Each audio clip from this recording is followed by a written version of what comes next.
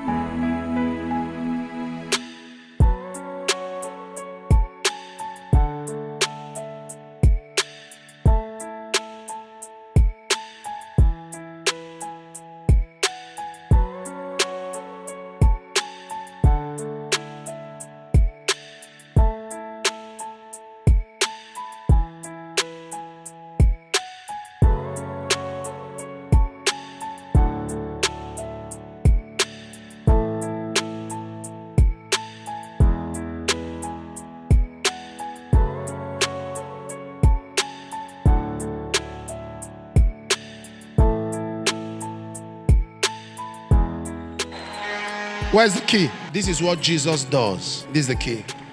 So you and your you and your family can move into that place. There's food that can last you for 1 year.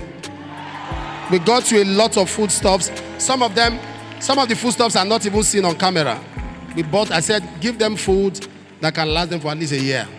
And also, we'll give your wife some money to start business. Church is to change people's life. You are not a suspect pastor. I'm not a suspect pastor. Pastor, yes. You are intellectual and integrity pastor.